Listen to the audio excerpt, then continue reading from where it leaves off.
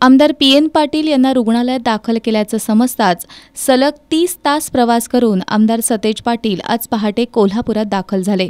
आज सडोली खालसा इथं जाऊन त्यांनी आमदार पी.एन. पाटील कुटुंबियांचं सांत्वन केलं। आमदार पी.एन. पाटील यांचे सुपुत्र राहुल पाटील आणि राजेश पाटील यांचं सांत्वन करताना आमदार सतेज पाटील यांना अश्रू अनावर झाले।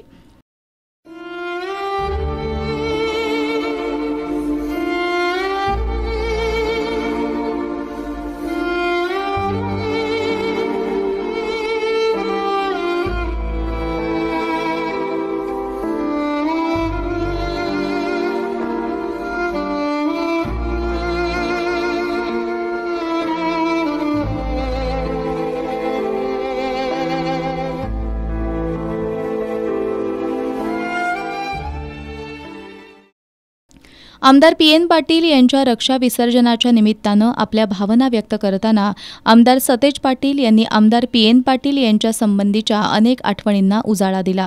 यावेळी त्यांनी राजेश आणि राहुल पाटील पोरके होणार नाहीत, ही आता माझी जबाबदारी असेल अशा शब्दात पाटील कुटुंबियांसह आमदार पी.एन. पाटील यांच्या कार्यकर्त्यांना धीर दिला।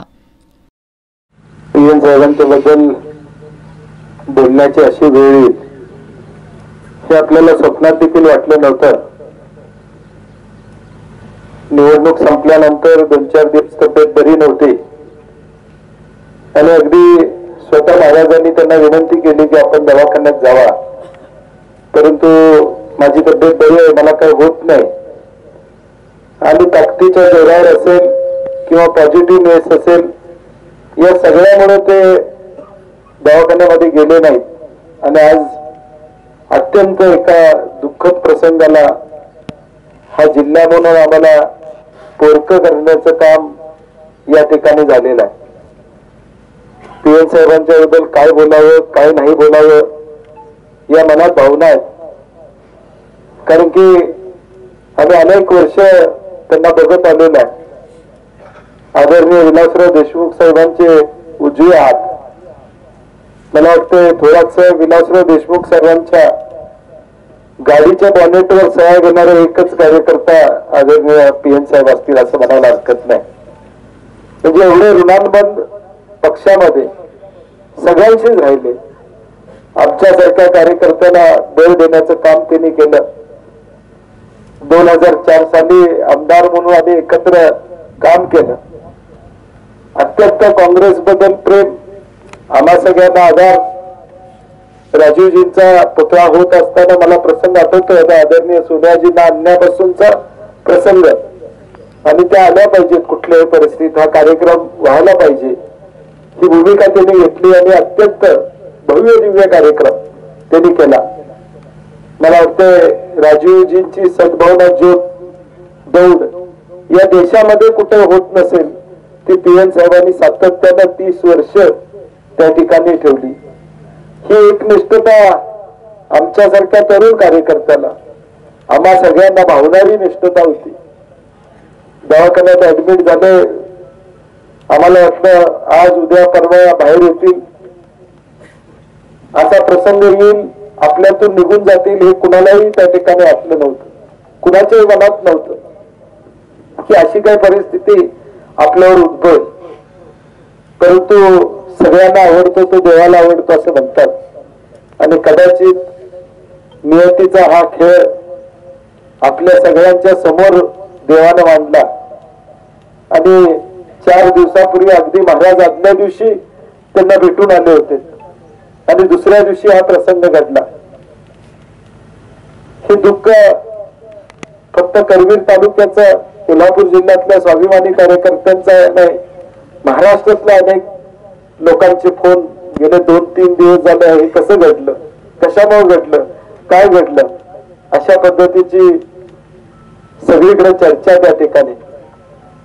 एक हरहुन्नरी कार्यकर्ता म्हणायला पाहिजे किंवा ज्यांनी ज्येष्ठत्वाच्या नात्यानं आम्हा सगळ्यांना एक मायेचा हात दिला, आम्हाला जोपासलं, या करवीर तालुक्याला ते आताच्या फोडाप्रमाणे जपण्याचं काम आजपर्यंत पी.एन. साहेबांनी केलं। मग राधानगरी असेल, जिल्हा असेल, या जिल्ह्यातल्या कानाकोपऱ्यातल्या माणसाला न्याय देण्याचं काम गेली 25-30 वर्ष सातत्याने केलं।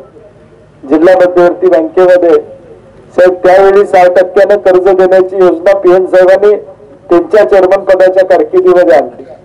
आदरणीय पवार साहेबांनी देखील दखल घेतली आणि विचारले कसं शक्य झालं.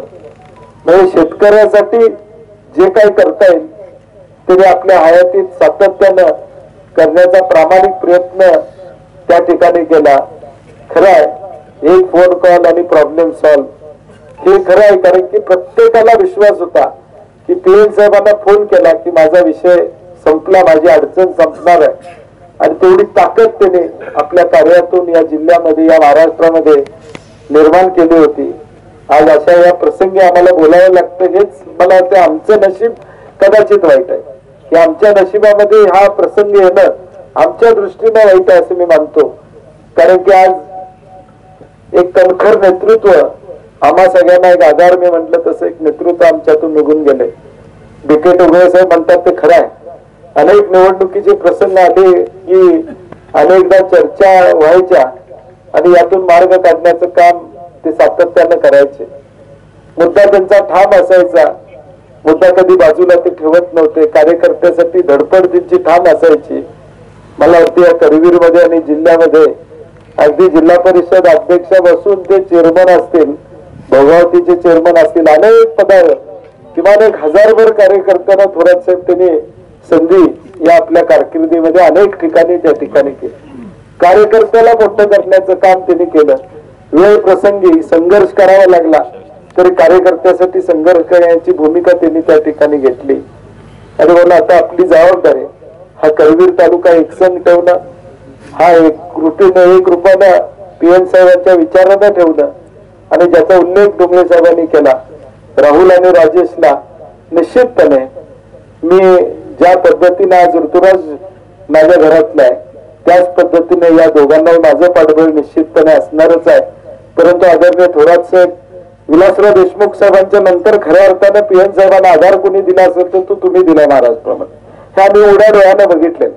प्रत्येक चांगल्या प्रसंगाला, प्रत्येक वाईट प्रसंगाला त्यांच्या अनेक अडचणी आहेत ज्या जाहीरपणे सांगू शकत नाही, परंतु प्रत्येक अडचणीमध्ये आदरणीय थोरात साहेबांनी 2 पावलं पुढे जाऊन मदतीचा हात या ठिकाणी दिलेला आहे. आणि म्हणून मला वाटतं राज्यामध्ये आपण आमच्याकडे लक्ष त्या ठिकाणी ठेवावं. जिल्ह्यामध्ये निश्चितपणे राहुल असतील, राजेश असतील आणि सगळे एकत्रितपणे येणाऱ्या भविष्यकाळात हा करवीर तालुका पीएन पाटील साहेबांच्या विचाराचा तालुका हा एकसंघ आपण ठेवूया. दुःख विसरणं सोपं नाही, दुःख माझं मागं सारणं सोपं नाही, दुःख बाजूला ठेवणं अवघड आहे. याची जाणीव मला सुद्धा त्या ठिकाणी आहे. मी वाईट वाटतं की आज आम्हाला हे बोलावं लागतं, हेच वाईट आहे आमच्या दृष्टीनं. आणि हे सगळं दुःख बाजूला ठेवून पुढे पाऊल टाका बनणं, यात सुद्धा अंतकरण जड होतं की असं बोलायला सुद्धा वाईट वाटतं की हे दुःख बाजूला ठेवूया आणि पुढचं पाऊल टाकूया. एवढं अतिव दुःख आम्हा सगळ्या मंडळींना या ठिकाणी झालेलं आहे. महाराष्ट्रातल्या मला वाटते प्रत्येक नेत्याचे फोन गेले 2 दिवस येतात. हे कसं घडलं, कशामुळे घडलं, काय करता आलं नसतं का. आम्ही सातत्यानं संपर्कात होतो की काही मुंबईला घेऊन जाऊन उपयोग होता का, तर काही उपयोग होत नव्हता. जरा सुधारणा झाली असती तर मुंबईला नेणं सोपं त्या ठिकाणी झालं असतं. सगळे थोरात साहेब असतील, सगळी मंडळी म्हणत होती विमानानं आपण मुंबईला घेऊन जाऊया, परंतु डॉक्टरांचा सल्ला होता की अजून सुधारणा झाल्याशिवाय आपण मुंबईला घेऊन जाऊ शकणार नाही. आणि म्हणून या सगळ्या प्रसंगामध्ये मी म्हणलं तसं आपल्याला सगळ्यांना आवडतो तो कदाचित देवाला आवडतो असं म्हणतो आपण. आणि तोच नियतीनं झाला, तुमच्या आमच्यावर घातला. आपण हा विचार त्यांचा पुढे घेऊन जाण्याचं काम सातत्यानं तेवढं ठेवूया. कारण की शेवटी अपुरं राहिलेलं त्यांचं काम या करवीर तालुक्यातलं असेल, राधानगरी असेल, या जिल्ह्यातलं असेल, ते पुढे घेऊन जायचं.